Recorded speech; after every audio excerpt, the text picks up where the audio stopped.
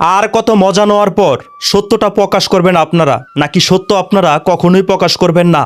একমাত্র দলীয় স্বার্থে, দুনিয়ার স্বার্থে ইসলামী আন্দোলন বাংলাদেশের উপরে আর কত তহমত চাপিয়ে দিবেন?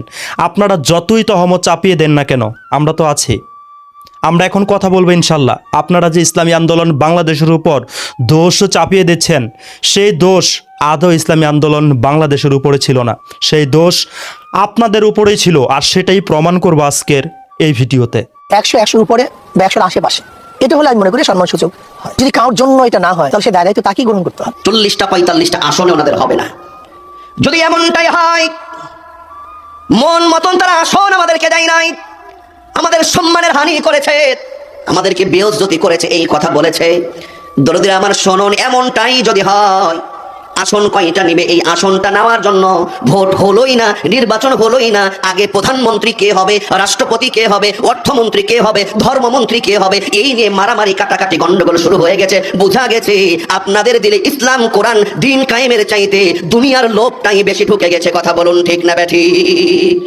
আপনারা হয়তো কথাগুলো শুনেছেন। এখানে থাকা এই সম্মানিত হুজুর অসংখ্য অগণিত অভিযোগ ইসলামী আন্দোলন বাংলাদেশের উপর এনেছে, যদিও নাম নেয়নি, কিন্তু ইঙ্গিত করে বলেছে। অসংখ্য অগণিত অভিযোগ নিয়ে কথা বলা সম্ভব না, অলরেডি অনেকেই সেই সমস্ত অভিযোগ নিয়ে কথা বলেছে, ক্লিয়ার করেছে। এখানে তিনি আরেকটা অভিযোগ করেছে, সেই অভিযোগ নিয়ে আমি আজকে কথা বলবো।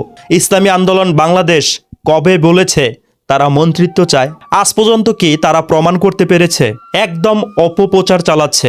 এই অপপ্রচার কখনোই আলেমুলামাদের থেকে আমরা আশা করি না। সেই জোটটা কেন ভেঙে গিয়েছে, তার আসল কারণটা আসুন আমরা জেনে আসি।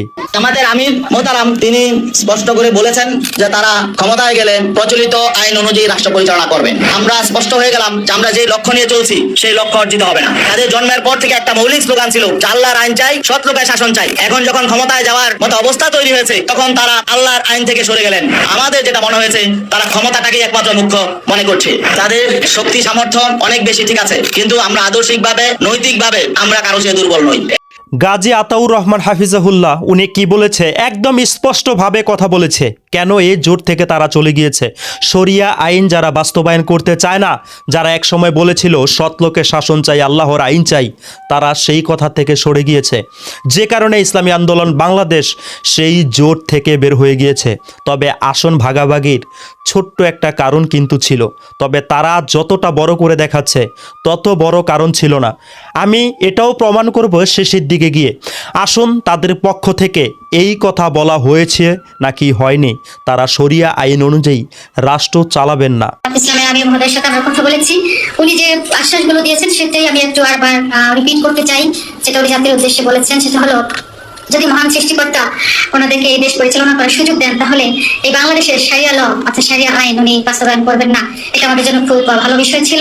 আরে ভাইরে ভাই, যেখানে শরিয়া নাই সেখানে ইসলামী আন্দোলন বাংলাদেশ কেন থাকবে? তারা তো ক্ষমতার রাজনীতি করে না। তারা যদি ক্ষমতার রাজনীতি করত, অতীতে অন্য অন্য সংগঠনের সাথে জোটভুক্ত হতো।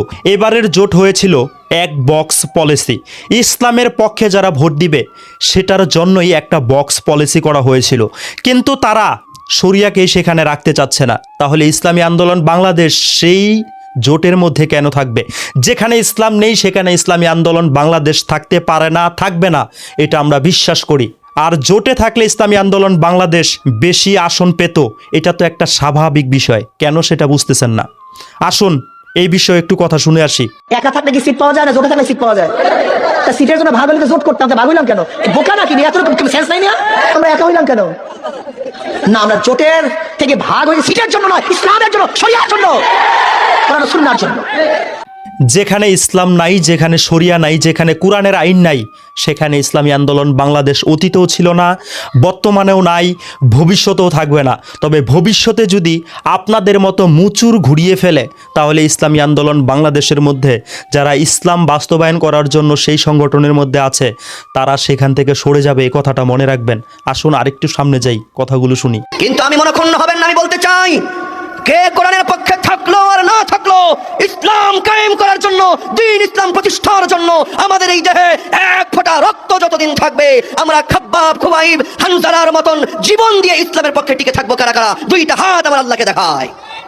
যেই দলের নায়েবে আমিরের 3.5 হাত দেহের মধ্যে ইসলামের ছিঁড়া ফোঁটাও নাই, তাকে দিয়ে তারা রাষ্ট্রে ইসলাম কায়েম করতে চাচ্ছে। যে নিজেরাই ইসলাম মানে না, যে নিজেই রসুল সাল্লাল্লাহু আলাইহি ওয়াসাল্লামের সুন্নাত মানে না, টাকনুর নিচে কাপড় পরে, তারা নাকি আবার রাষ্ট্রে ইসলাম কায়েম করবে।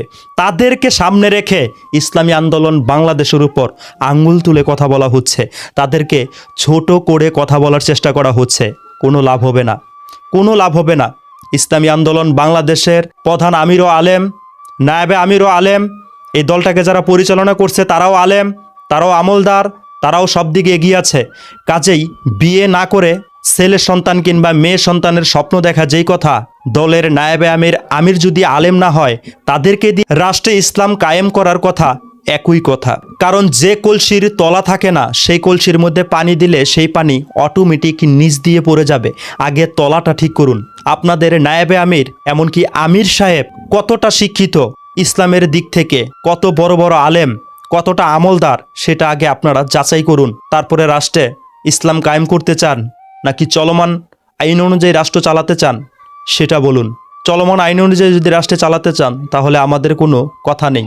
আর যদি বলেন যে ইসলামী প্রতিষ্ঠা করবেন, তাহলে আপনাদের আমির, আপনাদের নায়েবে আমিরের দিকে একটু ভালোভাবে লক্ষ্য করে দেখুন। এমনকি আপনাদের দলের যে প্রতিষ্ঠাতা, সে কি ইসলাম কায়েম করার জন্য সেই দলটাকে প্রতিষ্ঠান করেছিল কিনা সেটাও একটু ভালোভাবে যাচাই বাছাই করে দেখুন। কারণ আবুল আলা মওদুদী সাহেব কোনো আলেম ছিল না। আপনাদের বিশ্বাস না হলে আপনারা চ্যাটজিপিটিতে সার্চ দিন, গুগলে সার্চ দিন, জেমিনিতে সার্চ দিন, আরও অসংখ্য অগণিত প্ল্যাটফর্ম আছে, সেইগুলোতে জানার চেষ্টা করুন আবুল আলা মওদুদী কখনো কি আলেম ছিল, ইসলামী শিক্ষায় শিক্ষিত আদৌ ছিল নাকি ছিল না। আর জোট ভাঙার কি কারণ ছিল, আসুন সেই 11 দলীয় জোটের মধ্যেই আরেকটা দলের মুখপাত্র থেকে সেই কথাগুলো শুনে আসি। আসন সমঝোতা অবশ্যই একটা ফ্যাক্টর, কিন্তু আমি আমার জায়গা থেকে বলবো শুধুমাত্র আসনের জন্য ইসলামী আন্দোলন আলাদা হয়েছে এটা আমি অন্তত বিশ্বাস করি না। পারস্পরিক বোঝাপড়া, কথাবার্তা, মতের অমিল, বিভিন্ন ইস্যু এবং বিষয় সবকিছু মিলিয়ে এই ঘটনাটা ঘটেছে বলে আমি মনে করি। দেখুন, আমি আমার জায়গা থেকে যেটা বলবো, আমি আপনার সাথে এখন কথা বলছি, আমার একটা বডি ল্যাঙ্গুয়েজ আছে, শুধুমাত্র মুখের ভাষা না, আমার বডি ল্যাঙ্গুয়েজের মাধ্যমে অনেক কিছু প্রকাশ পায়। তো আমি আমার জায়গা থেকে মনে করি আমরা 11 ভাই যখন এক হতে গিয়েছিলাম, নানাবিধ বিষয়ে আমাদের কিছু কিছু জায়গায় মতের অমিল হয়েছে।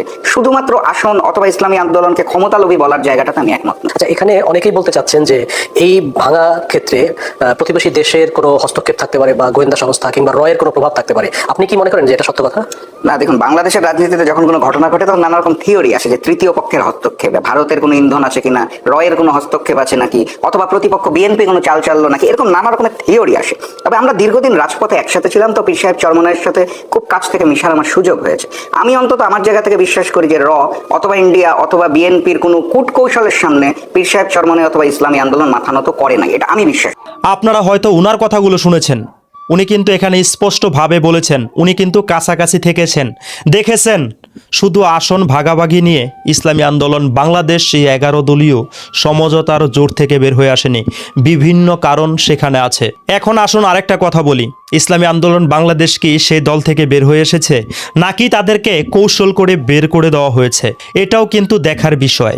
আমাদের আমিন না তো সেক্রেটারি, উনি বললো যে চরমোনাইকে বাদ দিয়েছি কারণ আমেরিকান এমবাসি থেকে বলেছে যে জামাত চরমোনাই এক হয়ে গেলে এইটা একটা ইসলামিক দলের মতন হয়ে যাচ্ছে, জোট হয়ে যাচ্ছে, এই কারণে চরমোনাইকে আমরা বাদ দিয়েছি। আচ্ছা, উনি যে টকশোর মধ্যে কথাটা বলল, এই কথাটা কি বাস্তব নাকি শুধুই কথা বলেছে? আসুন এটার প্রমাণ খুঁজে বের করার চেষ্টা করি। প্রথম জোট হচ্ছে আমাদের চরমোনাইয়ের সাথে। আমেরিকান এমবাসিতে আমি গেলাম, বলো যে তোমরা তো মৌলবাদীদের সাথে আছো, এটা কেমন কথা? আমি বলছি এটা কোনো অসুবিধা নেই, তাদের ভিতরে যে কিছু এক্সট্রিমিজম আছে আমরা ওদেরকে ওখান থেকে দূরে আনতেছি। ঠিক আছে, আপনারা হয়তো জামাতে ইসলামের নায়েবে আমিরের মুখ থেকে এই কথা শুনেছেন, তারা কি করেছে ইসলামী আন্দোলন বাংলাদেশের সাথে। তারপরেও কিছু মানুষ এই কথাটা বলবেন এখানে ইসলামী আন্দোলন বাংলাদেশেরই দোষ আছে। আসলে আপনাদের চোখ এই দিকটাই খুঁজে, সে কারণে আপনারা এটাই বুঝেন ইসলামী আন্দোলন বাংলাদেশ ক্ষমতার কপালে ঝাঁটা মারে।